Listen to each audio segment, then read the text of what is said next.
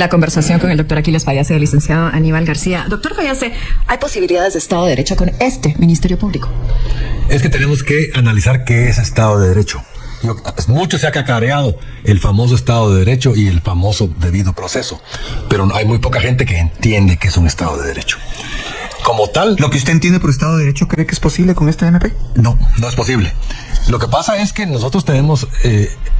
algunos analistas, incluso el presidente en una ocasión lo dijo, pero yo lo digo en términos más aterrizados. Guatemala es como una construcción en proceso. Todos los andamios son democráticos, todos. Pero todos los albañiles son soldados autocráticos. Entonces, ¿cómo vamos a construir un Estado?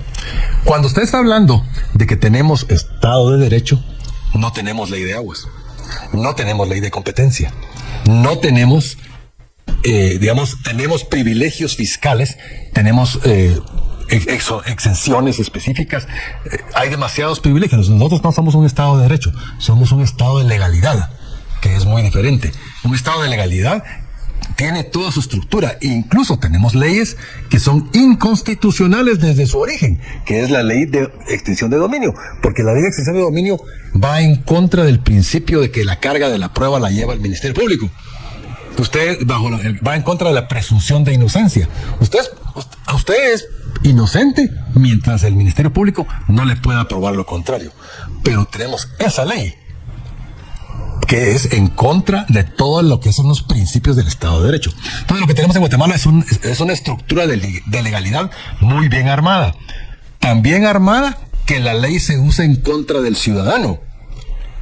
Y es ahí lo que estamos viviendo, lo que hablábamos fuera del aire, la guerra de leyes que hemos vivido. Y lo mencionaba Aníbal. 42,000 abogados, son 44, Aníbal. Ok, es peor todavía. Sí. Y el problema es, uno, cómo se están obteniendo los títulos de abogados. ¿Okay? Es demasiada extensión universitaria en colegios, en los pueblos, que están otorgando el título de abogados como que si fuera el título de reina de belleza. Entonces, cuando vemos en Guatemala la realidad de los abogados, es que hay 1,000 abogados que manejan todo y hay 43,000 abogados que venden la firma. O peor aún, no saben ni que para eso que sirve. Y entonces el Estado de legalidad está comprometido, y por eso le quité la palabra Estado de Derecho, porque el Estado de legalidad está comprometido por el sistema de las leyes, cómo se está gestionando. Por ejemplo, hablamos de lo que hablábamos aquí al principio aquí con Aníbal. Viene la elección de Corte Suprema de Justicia y de Cortes de Apelaciones. ¿Qué estamos haciendo para eso? Nada, absolutamente nada. ¿Y por qué no estamos haciendo nada? Porque la ley de la carrera judicial, otra de las herencias de la señora que estábamos platicando aquí, indica que 7 de cada 10 magistrados que van a subir son de la carrera judicial. Tienen que haber sido jueces. Pero ¿cómo se nombra un juez? Los patojos de esos 44,000 que estábamos hablando aquí antes, de la extensión universitaria de Pachalum, obtuvo su título universitario de abogado y no encuentra chance en ningún bufete grande ni en ninguna forma más que, o como se dice en los gringos, persiguiendo ambulancias o metiéndose a la carrera judicial.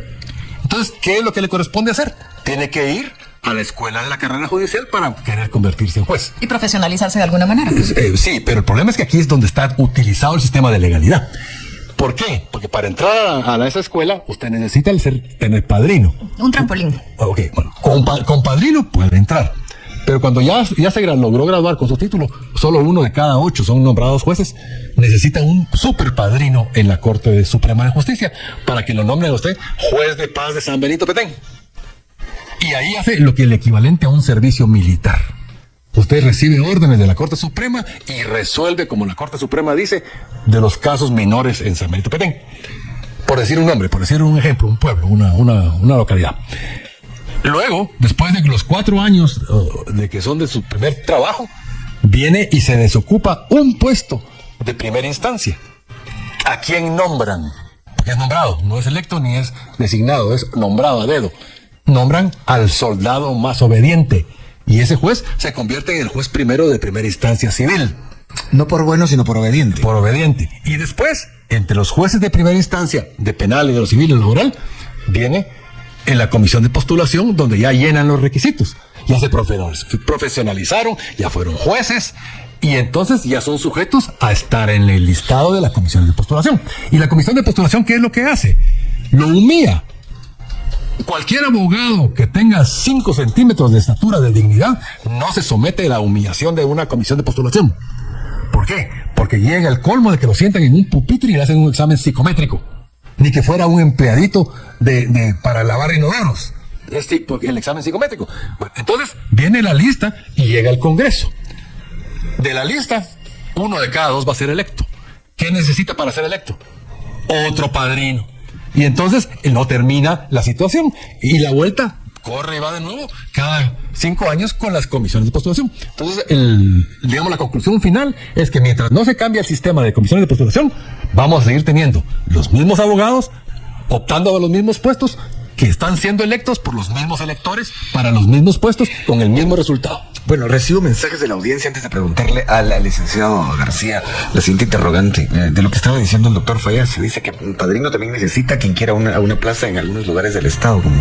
Y también decía otro oyente, aquí lo apunté, que si son 44,000 próximamente serán 46,000, dice, en los próximos meses. Esto todo lo dicen los oyentes. De lo general, pasemos a lo particular, licenciado Aníbal García. Usted tiene experiencia como abogado y también como político. Y aquí, se diga lo que se diga, entre el Ejecutivo y el MP hay un pulso político. Y ha habido una invitación justo el día en que se sanciona desde Canadá a 4, 3 MP, digamos, y un juez muy vinculado al MP, 4 asesores para la fiscal general, el fiscal Curuchiche, la fiscal Monterroso, el juez Bremer. Ese mismo día, después del consabido ya conocido boletín de prensa, comunicado de prensa, invitan al comisionado de corrupción Santiago Palomo. Esa movida, ¿cómo la ve usted? Bueno, lo primero es de ¿Qué tendrían que hacer? Sí, bueno, lo primero es que falta todavía conocer exactamente cuál es el nivel de actuación del señor Palomo. Acaba de ser nombrado también, hay que recordarlo. Recientemente es nombrado y tampoco tiene una trayectoria que uno diga, bueno, su actuación será en esta línea. Por lo menos yo no lo conozco. Sin embargo, creo en 2 cosas que son fundamentales. La primera es que me parece que la Comisión Anticorrupción, como está, digamos, recuérdense que no es la primera vez que se nombra un comisionado anticorrupción. De hecho, Pérez tuvo su Verónica comisión Turzón, anticorrupción, creo que Jimmy también, y el gobierno anterior también la tuvo. Todos han tenido. Todos han tenido.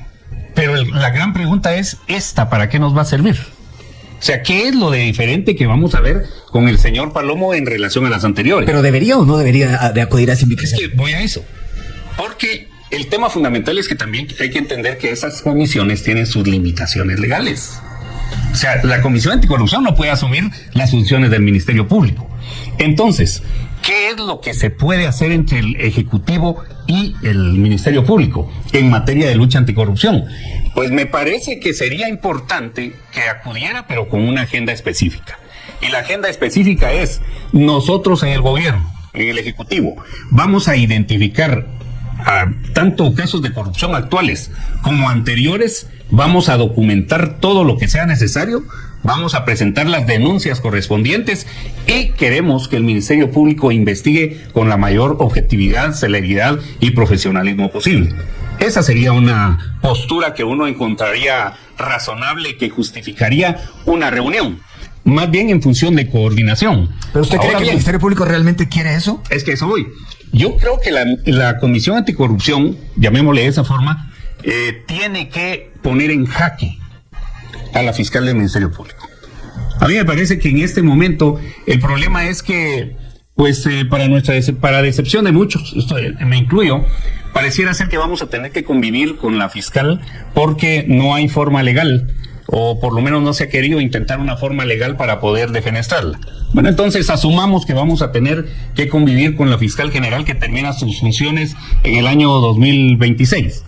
Bueno, entonces me parece que lo que debe hacer el gobierno central a través de la Comisión Anticorrupción, a través de la Procuraduría General de la Nación, que tiene también un rol estratégico en todo esto, es poner en jaque a la propia fiscalía. Y cuando digo poner en jaque me refiero a que hay que poner en evidencia los actos de corrupción que existieron en el gobierno anterior, en el gobierno de Jimmy, en el gobierno de quien sea anteriormente, y los nuevos actos de corrupción que se vayan evidenciando en esta administración, que no descartemos que van a existir. ¿Cómo lo ve usted, doctor Fayase? ¿Debería de acudir el licenciado Palomo a esta cita o no y bajo qué condiciones? El tema es bastante más grande que eso. No creo que el Santiago, que es conocido mío de mucho tiempo, Aníbal aquí tenía un punto exacto. ¿Para qué sirve esa comisión contra la corrupción? No sirve para nada. Lástima a los que tienen gran esperanza, pero no sirve para nada. ¿Por qué?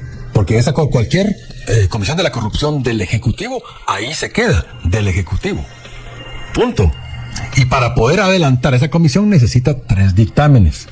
Primero, necesita la colaboración absoluta de la Contraloría General de Cuentas. ¿Cómo van a encontrar un acto de corrupción sin la participación de la Contraloría? Simplemente no lo van a encontrar. Necesitan la participación de la Procuraduría General de la Nación para que sea a través de esa instancia, que tiene la misma estatura que el Ministerio Público, se planteen las denuncias penales por parte del Estado de Guatemala. Y lo tercero es que necesitan la colaboración absoluta del Ministerio Público para llevarla a cabo. Entonces, tenemos que una comisión está sentada al centro de un eje, pero no tiene ni tornillos, no tiene cojinetes, no tiene nada. Mi posición es que esa comisión, por principio, debe cerrarse. Porque no es función del Ejecutivo investigarse. En todo caso, cambiarle de nombre a esa comisión. Y esa comisión debería ser una comisión de cumplimiento de normas, que es muy distinto. Por ejemplo, la primera pregunta es, ¿ya todos los funcionarios públicos presentaron su declaración de probidad? Que esa comisión nos diga sí cumplida al 100%. ¿Ya todos los mecanismos de licitación están siendo revisados? Que esa comisión nos diga sí, ya fueron revisados. En otras palabras, ir para adelante no escudriñar el pasado. Exactamente, porque lo que usted quiere es que se cumpla el estado de legalidad, que se cumpla la ley y que se cumplan los procesos y procedimientos para evitar la corrupción. El ir al pasado, desenterrar e investigar le corresponde con exclusividad al Ministerio Público. Y es ahí donde estamos entrampados. No entendemos la funcionalidad del Estado. Pero poner en jaque al Ministerio Público, voy a poner algunas cosas, casi 35 meses. No, yo se lo voy a poner más sencillo. Aquí, con Julio, platicamos una vez, el nuevo Procurador General de la Nación. Julio Saavedra. Sí, Julio Saavedra. Bueno, ¿quién es Julio Saavedra hoy? Es el Procurador General de la Nación. ¿Quién es el Procurador General de la Nación? El abogado y representante legal del Estado. El abogado y representante legal del Estado se presenta ante el Ministerio Público y presenta la denuncia que quiera presentar. Y ahí puso el jaque al Ministerio Público. Porque recordemos que esa institución se llamaba, hasta antes de la reforma, se llamaba Procuraduría General de la Nación y Ministerio Público. Y jefe del Ministerio. Y entonces, a partir de la reforma, se partió en dos, pero mantuvieron el mismo rango constitucional las dos entidades. Quiere decir que se pueden hablar de tú a tú, al mismo nivel y con la misma potencia. Que los procuradores generales de la Nación que han desempeñado su cargo han sido unos payasos que han servido de títeres de los presidentes de turno, esa es otra historia. Por ejemplo, el anterior, que llegó a una negociación con Suárez Ríos, pues. Eso es una payasada. Pero el tema final es que para poner en jaque el Ministerio Público usted necesita a alguien que esté a la altura de ellos. Si yo voy o si usted va a la ventanilla de poner denuncias, así es como lo van a tratar. Depende, porque si llega un ciudadano anónimo que viaja al futuro, sí, que viaja al futuro y regresa. De pronto lo tratan diferente. Cabal. Y eso está a ojos vista. Sí, pero de acuerdo. Sin embargo, estamos asumiendo que eso no existe, ¿verdad? Porque se supone que es Estado de Derecho. Se supone. Ok, bueno, entonces, en el Estado de Derecho, es el Procurador General de la Nación el que se presenta a presentar una denuncia en contra del presidente anterior. Bueno, voy a tomar las palabras de poner en jaque al Ministerio. Ya sé que pausa, pero un segundo. Sí, perdón. El licenciado García. Y aquí voy a preguntarle algo que está, digamos, en el ambiente. Y voy a citar casos específicos. Aquí vino el ministro de Salud, donde usted está sentado. El mismo micrófono dijo, una bodega la remozaron por 30 millones y lo más que había que pagar por eso eran 300,000 quetzales. Pero datos de esos están surgiendo por todas partes. Por supuesto. Y ojo, pero yo no veo que los funcionarios salgan y lo comuniquen. Y eso de ahí viene la pregunta. Muchos dicen, no nos queremos meter en un lío, nos puede rebotar a nosotros. Pero digamos decir, y solo lo pregunto, que se encontraron, qué sé yo, 30 contratos por 20,000 quetzales que empezaron el 1 de enero de 2024, no es decir que son corruptos, es solamente decir, eso está pasando. ¿Eso pone en jaque al Ministerio Público? No, es que yo creo decir que esas cosas. A mí me parece que hay que ser serios en esto. Yo siempre he planteado que lo que necesitamos, lo dije en función del presidente, es un presidente extraordinario. Yo he dicho que no necesitamos un presidente ordinario, necesitamos a alguien extraordinario, pero en realidad necesitamos un gobierno extraordinario. Yo lo que quisiera ver ya, porque ya también estamos avanzando, es que los propios ministros digan: encontramos esta cloaca y la cloaca es de este tamaño, de este color, Pero y no tiene no estas puede haber un implicaciones. efecto boomerang ahí. No. Ah, no, porque se supone que ellos no van a ser corruptos. Y entonces ellos no tienen necesariamente, yo estoy de acuerdo con Aquiles en el tema de que es la Procuraduría General la que debe representar al Estado, pues es la representante del Estado. Creo que tiene sentido la Comisión de Corrupción, Anticorrupción, si también coadyuva en ese descubrimiento de esos acontecimientos. Pero no le corresponde investigar. Lo único que tiene que hacer es documentar los actos, llenar de contenido, de evidencias mínimas, para que esta noticia criminal no sea engavetada por el Ministerio Público, e ir al Ministerio Público a exigir que se accione. Por medio de la Procuraduría General de la Nación. Claro, pero volviendo a la pregunta, en realidad, para hacer eso no necesita ir a reunirse con la fiscal. Lo que queremos es ver esa acción. Lo que hace falta ver es en que la dónde gente sepa está. qué encontraron. Por supuesto, ¿qué es lo que Yo encontraron? encontré el reloj. ¿Y de qué tamaño es? Me abusa el reloj. 5 segundos. 5. El que tiene que ir a esa reunión es el Procurador General de la Nación. No el comisionado. Bueno. Vamos a la pausa, regresamos. Y bien, hasta aquí el video de hoy. Recuerden que ustedes tienen la última opinión, la cual pueden dejar en la cajita de comentarios.